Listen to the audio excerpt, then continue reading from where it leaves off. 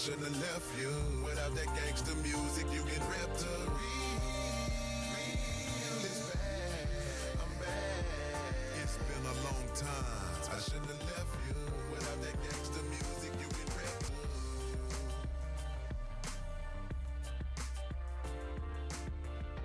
to. Hey, what's going on, y'all? It's your boy Montoyis. I'm back in this bad boy. And another episode of Shoot from the Hip. And this episode, I'm going to talk a little tech with my boy, Mr. Spann from the Spann Report. Hey, what's going on, brother? Say what you got to say, man. What's going on, people? Good to be here, man. You know I'm all about this tech shit. That's my thing. Yeah. Can you hear me? I can. Okay, because I couldn't hear myself for a minute, but we back on.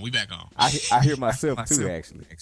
Oh, do you? A little reverb. Oh, shit, we getting some feedback here. Hold on a minute. You got your speakers all on? Yeah, you got your headphones on? I got my headphones on. Oh, okay. Let's see what's going on with my hookup over here as we talk about tech and shit, right? Yeah. We technically speaking, we getting this done. But as you doing your thing over there, I noticed, as I'm kind of a techie myself on a very small scale, and so, you know, I like little gadgets. I used to go to Radio Shack as a kid and look at stuff, and I think when podcasting, when I got my first iPod, the first little podcast I listened to was like Leo Laporte and that type of thing, because I was into that stuff. Yeah. And so once Twitter come along, and I come across you, I noticed that you kind of in the same vein I am. Now, my first question is, why Android over Apple? Well, for me, like, the biggest thing is the ability to determine how I want to use it. Right? Like, I'm real big into, like, the customization of Android, changing things, how they work, getting functionality out of the phone that didn't come out of the box. You know what I mean? Like, stretching the limits of what the tech is stretching the limits of what the tech is allowing us to do. And I think the thing with Apple, although they make beautiful products, and you know, a lot of the apps are usually geared towards Apple, you know, as far as, you know, quality and everything like that. I think the ability to kind of determine how I want to use it is what really draws me towards Android. And the fact that I know that I can get some superior tech shit at like damn near half the cost because it doesn't have that name premium on it. You know what I mean? Because I think a lot of times the Apple name sells a lot of Apple products. Just by name alone, people are going to buy their products. So for me, it's really just like being able to just get into the system and like ROM it and root it and all of that shit. I got into that real early when Android kind of first dropped. So I've always been like an Android guy from then on. Yeah, you're a tinkerer. Yeah, I like tinkering with the shit, man. Yeah, that's what I've noticed. That's what I've noticed about most Android folks. We like to get in there and fuck with it instead of just taking it as it comes to us. Well, you know what? I think, you know, like one of the things that's the beauty of Android, though, is that like when you get in there and you start tinkering with some shit and you find out some new stuff that you could do with your phone and you've been doing this for a while, and then iPhone comes out and they're doing some shit and you be like, hold up, man. I was doing that shit 3 years ago. Right. Y'all just now getting on that? Yeah. You know, and that's the thing, man. But they do that all the time. Yeah, and Apple will come out with some shit and everybody will hop on it like it's like the best thing since sliced bread. Like, I do know we've been doing this over on Android for quite some time. Y'all could have joined the party if y'all wasn't stuck on that whole Apple, you know, thing. But I mean, it is what it is. People like what they like, you know? Right. Hey, man, I got to pause for a second. Somebody opened the door on me. No problem. Hold up. Okay. And we back. Right. Had a brief little thing there, but that's okay. One thing I noticed, man, is that people that choose Android were always those picking the least popular tech out. Or say like when video games was hot, everybody that was Nintendo, they probably Apple people now. Back in the day, where everybody that's Android was probably on Sega. Well, I don't know, because, like, let's see, we're going to go way back like that. I remember being a Nintendo fan more so than Sega. Like, say for instance, like if I had to choose between the Sega Genesis and the Super Nintendo, I would opt for the Super Nintendo. Really? Yeah, because like I remember I used to be real heavy into playing games like Street Fighter 2 was real big back then. Right. And that was my shit. And I'm trying to figure out, like, how the hell am I supposed to play Street Fighter 2 on a controller with only 3 fucking buttons on it? Yeah. Yeah. So I was looking at it like, yo, man, the first thing I do when I get my Super Nintendo is I'm getting that young Street Fighter. You know, and then Mortal Kombat came out, and like you had Mortal Kombat on the Sega Genesis got blood. They only got sweat. Right. You know what I mean? So I mean, you always had that thing, but like I was more of a fan of the like say Nintendo between Sega and Nintendo, and then when the PlayStation dropped, like I've been PlayStation from jump. Right. I just recently got an Xbox. Yeah, I think I heard you talking to it while we were show prepping. Yeah, man, I got the Xbox One and I got a PlayStation 4. Hey, baller alert over here. Baller alert. No, man, trust me. I bought these boys separate. I got my I went to Best Buy and I waited in line to get my PlayStation 4. Right. I took my daughter with me. It was early in the morning. Like she wasn't excited about that shit at all. But we went to go get that the PlayStation 4, and I remember it was cold as fuck outside. And you were really just waiting in line to get a ticket to buy the PlayStation 4. Yes, I remember that. Yeah. And so I got the ticket, and it was like, okay, once you get the ticket, you pretty much are guaranteed a PlayStation. Man, you spoke about this on your show. I remember that. Yeah, you were guaranteed to get the PlayStation if you got a ticket. But if you didn't get a ticket and you just showed up to Best Buy when Best Buy opened, you was assed out because all the tickets were already passed out. Uh-huh. When they opened, I went on ahead. I went to the customer service desk because the people who did not know ran their asses to the back of the store where the consoles usually are. And they went back there, didn't see no PlayStations, and they ran back up to the front like, where the PlayStations? Hit with that switcheroo. And all the people in the front were walking out of there with PlayStations because they had tickets. So, you know, there was that with the Xbox. Man, I got it on layaway. I went to GameStop and started paying down on it. Okay. Well, let's rewind for a second, man. What was your first video game system? Oh man, Atari 2600. Okay. Okay. Yeah. That's deep. I go back, man. I go back. That's deep. That's Yes, deep. sir. And so from that, I'm guessing you went to Nintendo. Yeah, got the Nintendo Entertainment System, Okay. and then I got the Super Nintendo, and then my brother got a Sega Genesis. Okay. See, that's where me and you are alike right there, because I was a Sega Master System guy. I never had a Nintendo, period. Okay. So I had Sega Master System. I was always riding for it. I felt like they had the better graphics. They were just less popular. Yeah. And so I was, playing the underdog. And I like that, playing the underdog thing. So I always do that. Yeah. And so from there, when the Genesis came out, and they was talking about how Nintendo don't, I was like, oh man, give me that. I wanted that so bad. My brother got it. He didn't even want it. I was so bad about that. I could never feel like that one was mine because my brother got it. And so I was salty. But yeah, I skipped everything after that. I skipped. I mean, I knew Sega Saturn and Dreamcast and all that, but I never had it. Well, you know, the funny thing about the Genesis, man, when it came out, I still had the original not the Super Nintendo, the NES, the Nintendo Entertainment System, which was only an 8-bit system. Right. So when the Genesis came out, it was a 16-bit system, and the graphics was like so much better than what you got on Nintendo. Yes. Oh shit! You know what I mean? Like I didn't have any brand loyalty then. You know what I mean? Like it was just like, man, that Genesis looks really fucking good. Okay. And I only knew one cat in the hood that even had the Genesis. Everybody had Nintendos. Like, and it's funny how you think about this now. Like, game consoles then were really fucking expensive. Yeah, you're right. You know, people, we talk about like the cost of the games and stuff like that. Now, I remember when cartridges used to cost you $70. Like to buy a game was $70. Wow. And that was back in the early 90s when they had like, say for instance, like Tecmo Super Bowl, when they finally started putting it to where they kept track of the stats and you played seasons and shit like that. They had the battery memory and stuff like that, and that made the games cost that much more.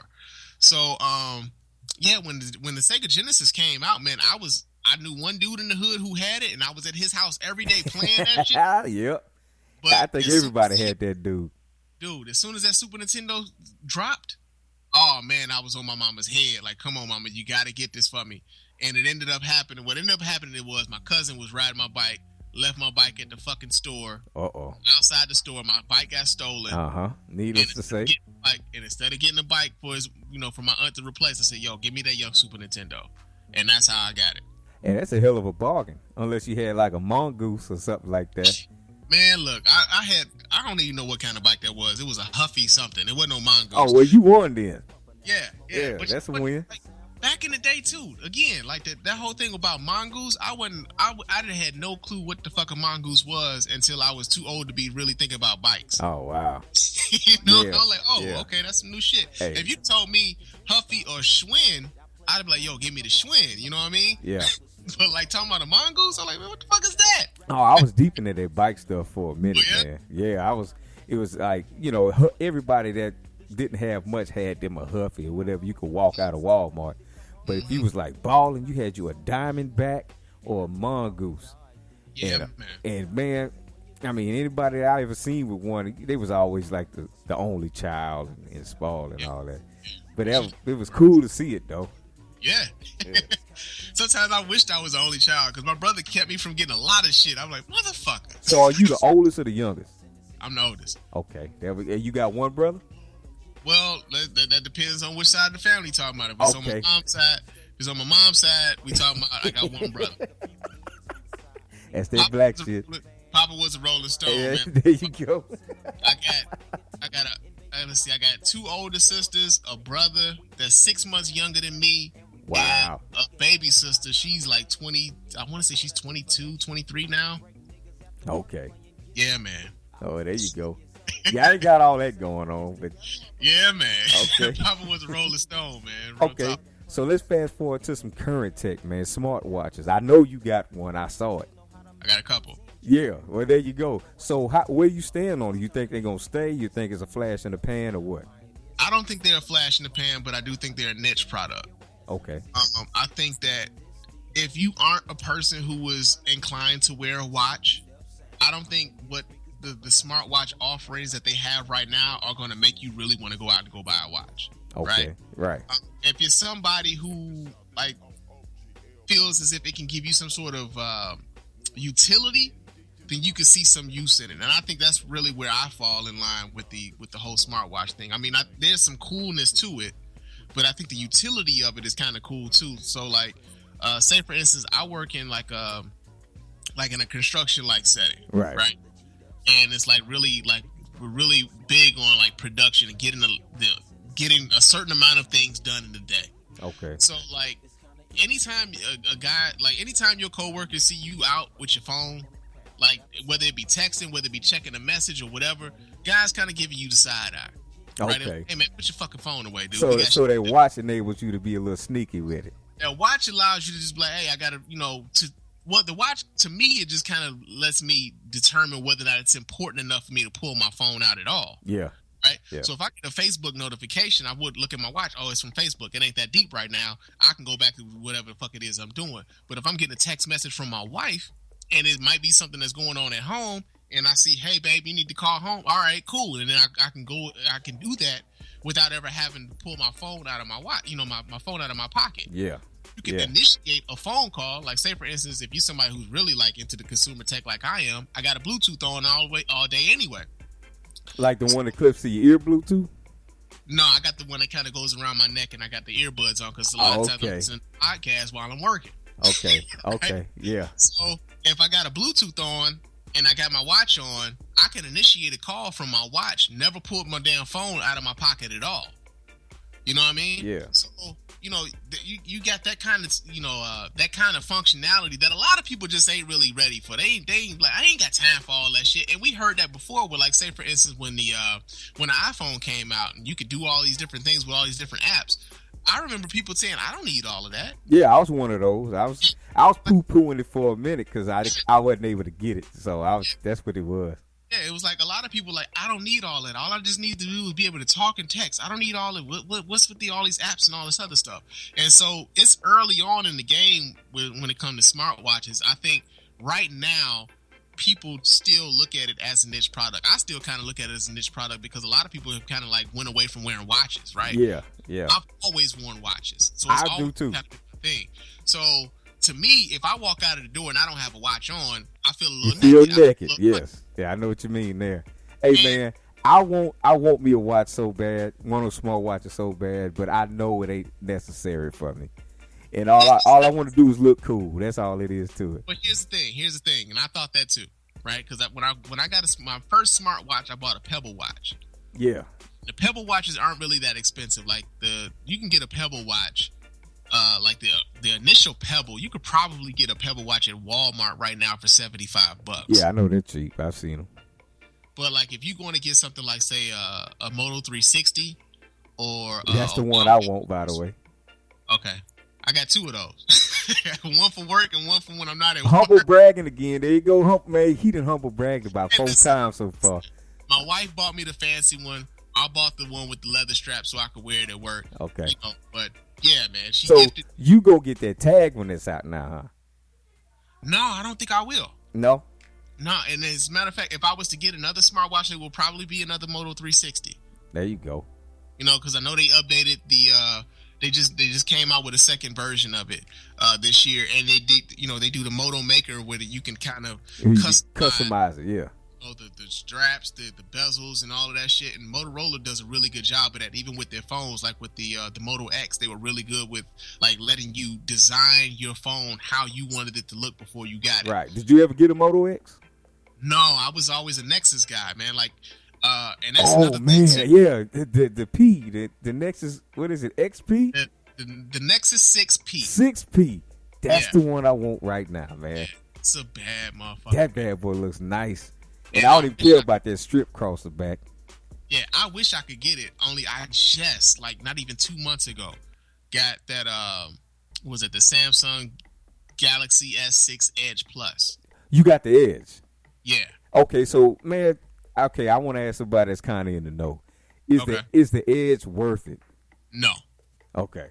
I mean, I'm going to be completely honest with you. I like looking at my phone. Yeah.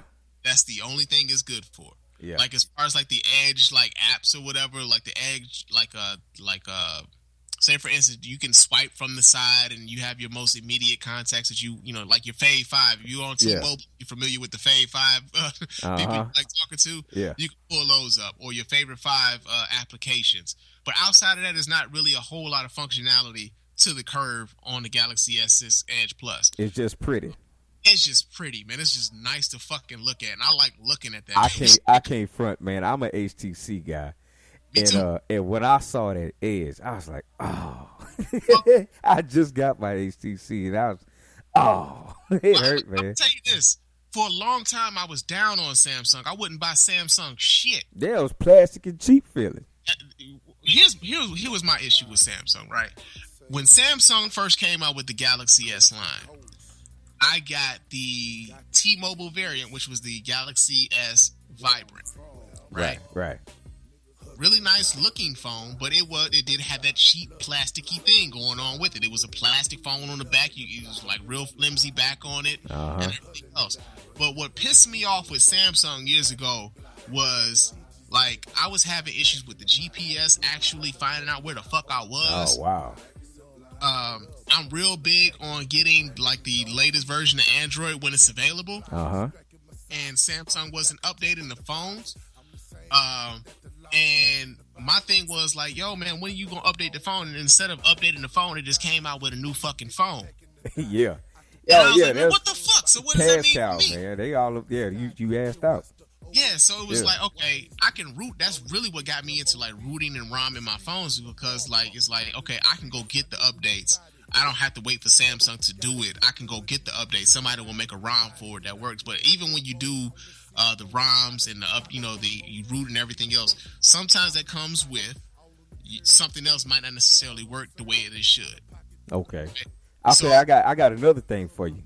Yeah. Are you familiar? I know you're familiar with the Sony phones, right? I'm familiar with them. So you never had one?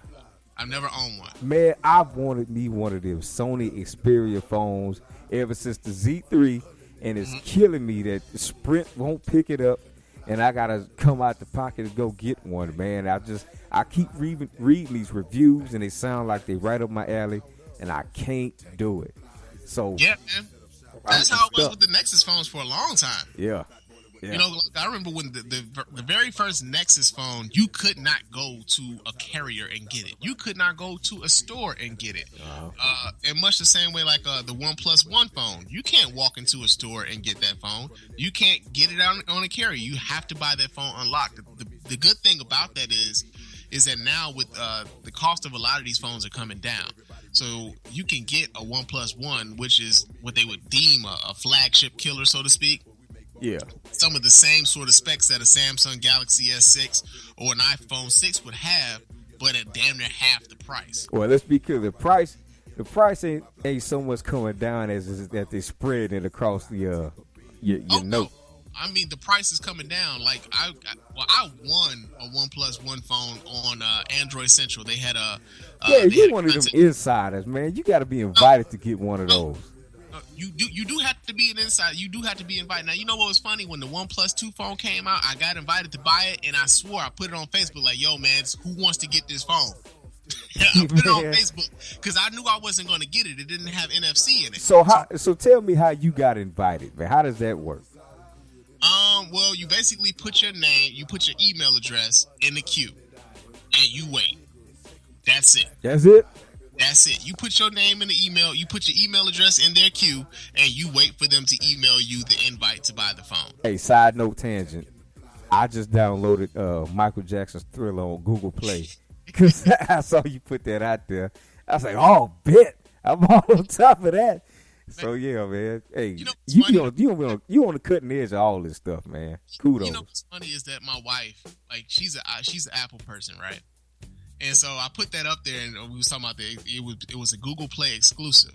Yeah. Now, mind you, she has the Google Play Music app on her phone, but she's using my account, right? Uh-huh. So she goes on her iPhone like, I don't know how exclusive you think it is. I got it on my iPhone. Like, yeah, babe, that's because I already bought it. It was free for me. Yeah, yeah. You can't go into the Apple Play. You can't go into the Apple App Store or iTunes and just get the Thriller album for free. Right. And you don't get that in the Google Play Music app. You got to go through the Google Play. Google Play application. Mm-hmm. Like the little music tab, and get that for free. You just can't get it through the app. So I was just trying to explain to you, like, well, it ain't really exclusive if I can play it on my. I'm like, yeah, you got it because of me though, babe. That's hey, man. Hey, don't go into an argument using common sense. It don't work out. But let's switch gears real quick though. Okay. Your laptop or your desktop? First of all, which one are you using, a laptop or a desktop? I'm using a desktop computer now. Desktop? Yes, sir. You said now, so before you using a laptop? I was using a laptop. When I first started my podcast, I was using a laptop. And one of the things about it was that, like, although it was good for portability, as far as, like, setting up the way I needed to set up, like, as far as, like, say, for instance, now, like, I can't foresee, like, just using my laptop to do all of the things that I do with my desktop now. Okay. And, like, because I don't move around with my computer as much anymore. Like, I got a tablet now, so if I need to get on the internet, I just pull my tablet or my phone out. So I don't necessarily need that portability anymore. Okay. So for now, like, as far as, like, you know, my computer needs at home, I just got a desktop, you know, and it's touchscreen and all that other shit. But for what I need, the desktop is pretty much sufficient. I don't necessarily, the only advantage I saw really to having the laptop computer was the ability to just kind of tote it around. But because I don't have the need to kind of tote around a computer much anymore, I don't really need a laptop much anymore. So my desktop works pretty fine. So I'm guessing it's a PC and not a Mac. PC, baby. There it is. I thought about getting a Mac. I thought about it. It's just it's cost prohibitive for what I want. Hey, I hear that, man. You know, like, that's a PC way of saying Mac is too expensive. Yeah, it's just cost prohibitive. It's like, come on, man. Like, honestly, and you know, it's funny, like when say for instance we do podcasts, right? And I remember hearing a lot of people talk about how like you needed certain tools in order to do a podcast and everything else. And a lot of it was geared towards getting Mac products and shit. I found a way to do it on my PC and get my shit out and sound just as good as anybody else on a PC and never having a Mac at all. Yep. You know, so it's all about just knowing what you want to do with the equipment. Like, I mean, I get it. Folks like Apple products.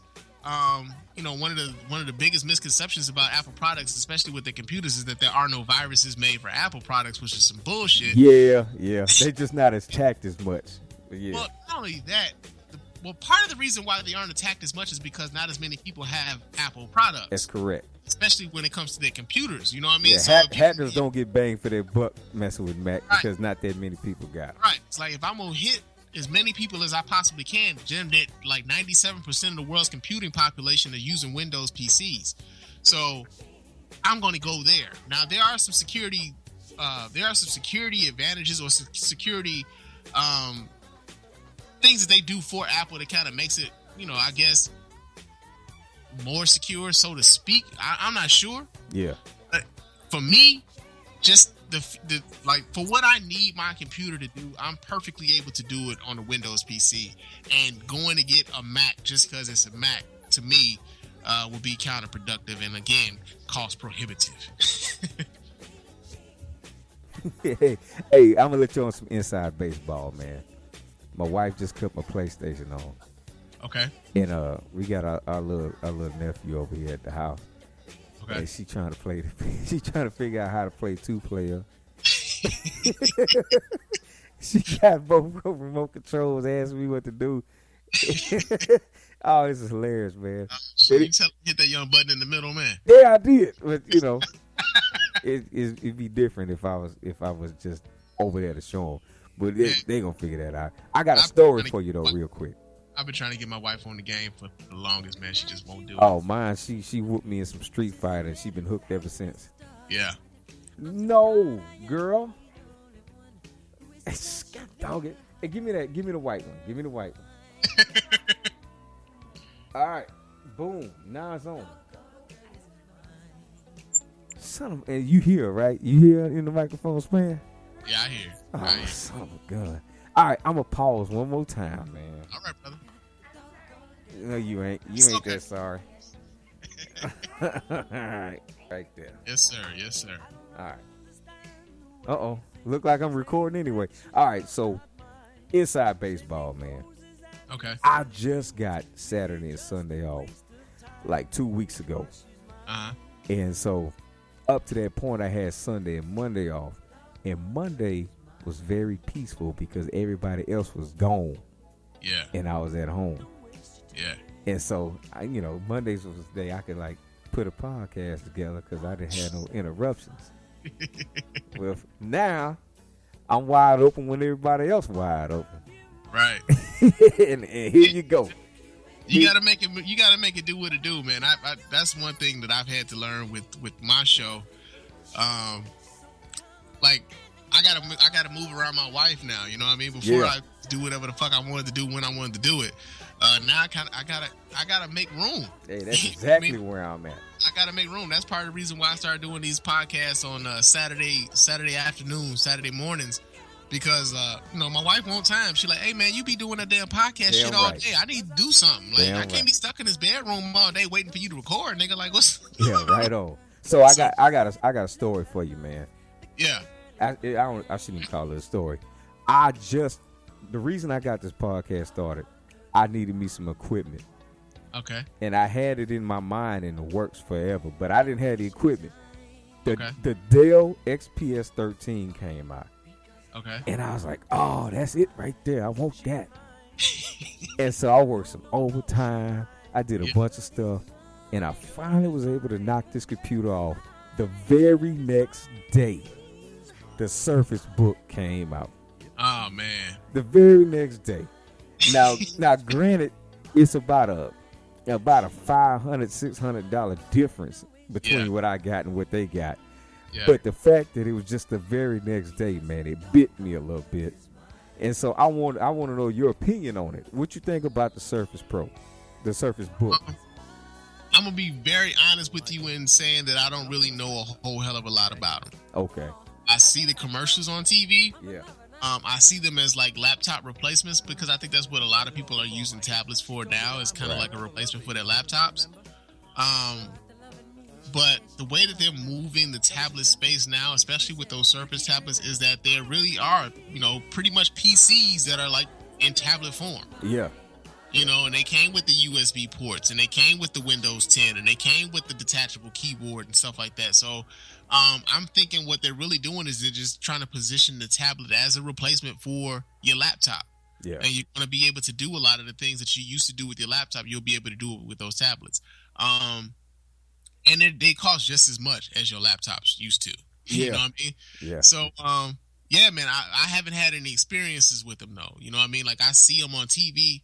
I haven't even played with one at, like, say for instance Best Buy or anything. But I think that's just pretty much where the space is moving to. Like even the computers, your desktop computers now are moving towards like touchscreen monitors and everything. Like pretty right now, much, I'm rocking with the HP NV20. And it's a touchscreen monitor and stuff like that. I very seldom use the touchscreen aspect of it, but I think that's pretty much where all of this stuff is going. That's why I didn't opt for the touchscreen on this Dell. I went for the matte screen, non-touch, and all that. But what was funny is that we were doing something on my computer. My mother-in-law was trying to manipulate something on the screen, and she touched the screen. I felt so insecure for a second. Yeah. I was like, man, why she touch the screen? It's not touch screen. You know what? I got a Pontiac G8, right? Uh-oh. Yeah. And like the Pontiac G8s, they have screens in them. Like when the factory radio has a screen, like it's a 7-inch monitor right there. No but stuff. It's not touch screen. Okay. Right? But when people get in the car, they touch it. Intuitively touch the screen. Yeah. It's gotten to that point where people see a screen, they just feel like it's a touch screen. And I'm like, no. This motherfucker use button, baby. Yeah. But I can see that. Out for a touch screen though, right? Yeah. Yeah. Because like the factory systems in a lot of cars, well, like a lot of the older cars. The fact that even Pontiac does that or did that. Yeah. I should say. But you know, when I replaced that radio, like that was another thing too. Like you slapped the touch screen in it. What's that? You slapped the touch screen in it. Yeah, I slapped the touch screen in there. There it but is. It's not even so much for the touch screen though. Like what I really wanted to do, because like I wanted to Bluetooth my car. Yes. I don't want any wires and shit hanging around every damn where. Yeah. I don't want to keep having to like hold my phone, because up here, like in Michigan, man, if you get caught on the telephone and you have a commercial driver's license like I do. Oh yeah, that'll put you in some bad ground. That's a $500 ticket up here. Yeah. So if I have to answer the phone and all I got to do is push a button on my steering wheel and the phone comes in through the speakers or whatever, I'm cool with that. Yeah. Oh, and that's pretty much. And on top of that, being able to just play the music on my phone or whatever, and not have to plug it in through auxiliary cable or whatever else. Hey, that'll be humble brag number 6 if y'all count. Oh, come on, okay. I'm just sending a text. Let me tell you, and I posted on this. I posted this a while ago, man. I don't know if you saw it, but remember I posted the pictures about this old '89 F-150 that I had, right? Yeah, I missed that one. Yeah, I had an '89 F-150.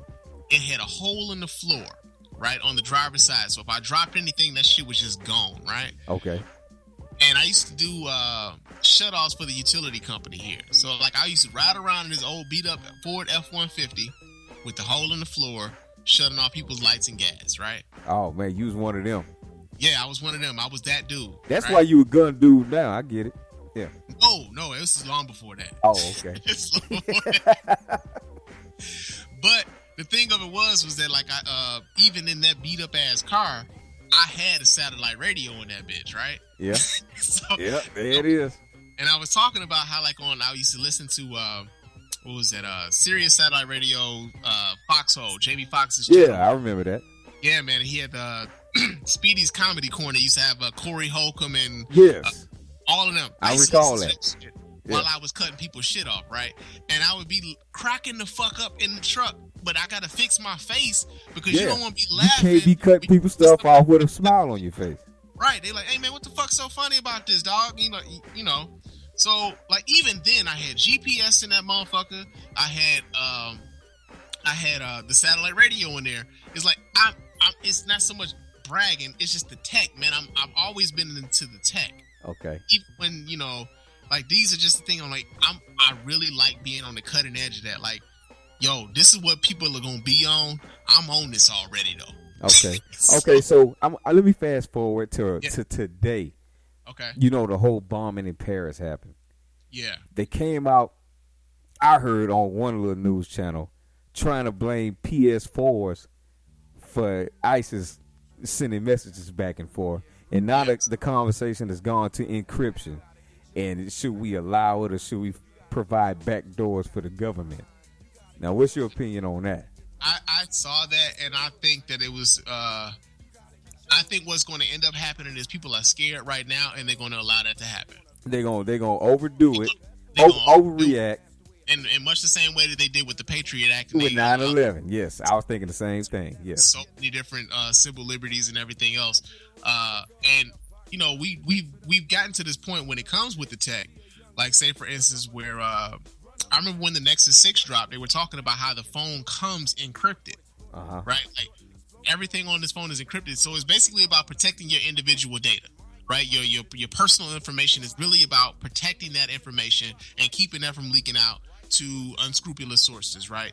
So now when you have the government saying, "Hey, we need access to this shit in order to keep track of things like ISIS and everything else," now if a person will look at that and say, "Well, hey, I don't have anything to worry about. You know, the government isn't looking for me; they're looking for people who are doing some really fucked up shit." Yeah. But at the same time, you look at that and you're like, "Wait, hold up, man." Like, there will come a time where you're gonna find out that your information being available to them in not that flattering a way is gonna become a problem. So you think that they shouldn't overreact at this point, and they should stand pat and be cool? I think they should stand pat and be cool, but of course it ain't gonna be about what I think, right? You know what I mean? It's gonna be, I think people are going to again find themselves in a hysterical moment, being scared and giving up a sense of their own security. Yes. You know, they want to feel secure, so they say, well, hey, they want to take care of me. They want to secure me. And in order for them to do that, I need to give up this particular liberty, then I'm willing to do that. And personally, I'm not necessarily willing to do that. I'm more so of the, nobody's going to give a fuck about me more so than I am. I don't need y'all looking at me for shit. There you go. See, that's why I hit you up on Facebook, and I wanted you to be on this show, because I feel like we're kindred spirits in that type of thing. Yeah. Now, even though you ride for the cause a little harder than I might, but it's still the fact is that I'm like, that'd be a dude if like we was in high school. That dude I'd be cool with right there. So anyway, man, we're gonna shut it down. But I'm glad that I was able to have you on here, man, to throw that black technical stuff out there, man. I like it, and I appreciate it, man. I gotta get you guys on the show, man. It's been far too long, and I appreciate you even thinking of me to have me on here, man. Real talk. Hey, man, ain't nothing to it, man. I'm like a silent podcast fan, man. I used to call in, but I stopped. So now I just kind of listen. Yeah, and I hit you up on back channels or whatnot. So I get it. Most of my listeners do. You know what I mean? Yeah, You want interaction, but they don't want to do it publicly. They want to do it on the backdrop. I figured that out about podcasting, man. Especially when you ask for like the listener feedback and things like that. They might not necessarily interact with you in the way that you kind of want for the official purposes. Right. They're gonna always hit you up and say, "Hey, man, I really agree with you on this," or whatever else. They don't necessarily want that. The shine, so to speak. They don't right. They don't want the name out there like that. They just want to like, hey man, that was a good point you made. Appreciate you saying it, and that's fine with me, man. That's all good. One more thing. Indeed. The art of disagreement that you and the Mr. Gates got. Yeah. That dog is so important, man. Oh, and indeed. I don't know how much run that's getting, but that needs to be a upfront in my opinion, to a lot of people's eyeballs, because there's too many people out here with differing opinions about stuff, and if somebody disagrees, they just write them off. Yeah, they don't even try. They don't even try to see it, and so it's like you can't even cultivate a good conversation if you cutting them off and they don't agree with you. Well, I think the good thing about the art of disagreement is the fact that me and Mr. Gates are genuinely friends. You know what I mean? Yeah. Like, and I credit that dude for even getting me into the game of podcasting. Yeah. So that's my guy. You know what I mean? And we have conversations. A lot of the art of disagreement podcasts that we've done are generally just rehashing conversations that we've already had over the phone. Yep. You know what I mean? So we talk about these things all the time, and like, hey man, you know, we probably should go ahead and just record this motherfucking conversation. Yeah, because I tell you, I'm there, dog. Anytime y'all have one of those, I'm like, yeah, he right. And then you say, oh, yeah, I get that too. Yeah, that's pretty much how we roll. Because there's a lot of things that Gates says that I simply don't agree with. Yeah, you know, we talk about the shit. I don't agree with him, but that's still my guy. You know what I mean? And there are some things that he says that I do agree with. Yeah. That's still my guy, you know what I mean? I ain't gonna front though. I do side with him more, but that's fine. But you my boy though, so it ain't nothing to that. You know? And that's the thing. That's the thing though. Like, I think for a lot of folks, man, they feel like, you know, if I'm on the losing end, say for like they feel like they're on the losing end of a conversation or losing end of an argument or whatever, and they just like, or they just kind of like in their own set way of thinking, and if whoever says what they already believe, they riding with that anyway. That's right? The truth. So, yes. So no matter what somebody else may say, they'll kind of discount it. I'm cool with that too. You know what I mean? Yeah. But the whole point of us doing the art of disagreement is the fact that, hey, we can have these conversations, we can have these discussions, and present them in ways where, you know, I don't agree with you, dog, but there are two sides to this. And we can bring them together, and whoever's listening on both sides, they can make their own decision as to, you know, how that goes. And I think that's healthy. I think there needs to be more of it, actually, because I listen to stuff where it's like an echo chamber, and everybody's kind of all on the same thing. And it's like, man, there's some people out there that don't necessarily agree, but they just don't want to say it. Yeah, and that's part of the reason why, like even on my show now, where I do the Good Gun News. I've been doing the gun news stories where, you know, people successfully defend themselves with firearms is because everywhere you hear about, hey man, these guns are bad. This guy shot up a school and you shouldn't have a gun because this guy did X, Y, and Z. It's like, okay, I'm tired of hearing this shit. Yeah. I'm tired of that. Like, I get it. Fucked up things happen when people have guns, but there are also times where people have protected themselves successfully, right? Firearm, and we never hear these stories go by. Those don't lead, you know. Ain't nothing controversial coming out of that. Well, there's that, and then there's the fact that people simply don't want to hear it, in much the same way that people don't want to hear a contradiction to their own opinion anyway. Right. So, what I feel like is important for me, especially somebody, you know, as myself being a Second Amendment proponent, is, hey, here's why I feel like owning a gun and using a gun for personal protection is a viable thing, right? And so I'm going to not only present you with factual information, I'm going to also show you the many instances of it happening where people use their firearms to protect themselves and they didn't use it in a real fucked up way. Hey, so that needs to be out there. That's damn true. Indeed. So yeah, man. But that's what it is, man. Me and Mr. Gates, that's my dude. And we do the art of disagreement. We actually got another one coming up. I appreciate that show, man, and I'm always going to be there to listen to that.